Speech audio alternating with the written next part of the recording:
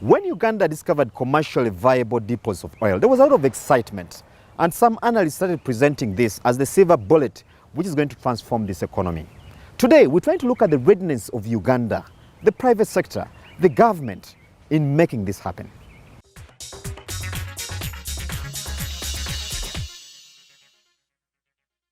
Uganda has anchored lots of hope on oil. The country today has proven oil reserves of about 2.5 billion barrels. On these, several multi-billion-dollar investments have been anchored. The oil refinery alone is expected to cost $4.3 billion and the pipeline is targeted at $3.5 billion. The critical question is how much will Ugandan companies partake of these amounts even before the oil starts flowing.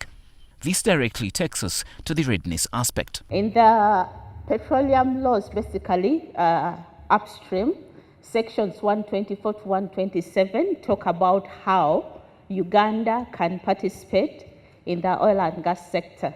The first one is state participation, where government of Uganda under UNOC is holding shares on behalf of government in every license that is issued.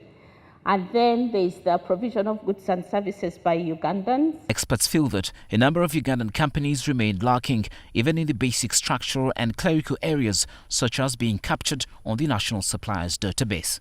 According to a recent survey, a number of companies were also found to be having financing capacity issues, made worse by the fact that most of these depend on internal financing sources. There's also the aspect of quality control, which is paramount for the oil and gas sector, given its level of sophistication. For this challenge, reprieve is said to be in higher institutions of learning. But the huge schism that exists between the two is also making it a challenge. What's interesting is very little training is being done, or apparently the business, the owners or the respondents from the survey did not mention the academic centers, the universities or research center as an area where they would usually go to train their people for specific areas. And if that's the case, that's perhaps a missing opportunity.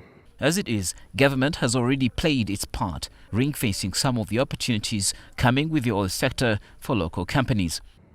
4 times 416 sectors: transportation, security, fuel supply, crane hire, construction materials. But there's also now services like waste management, which is qualified that where possible. So waste management, Uganda still has a challenge in waste management, and we need to have new players come and actually join that sector. Communication, information technology, environmental studies, and impact assessment. So even when you win a contract, you have to make sure that these components which are within that contract are actually subcontracted to Ugandan companies.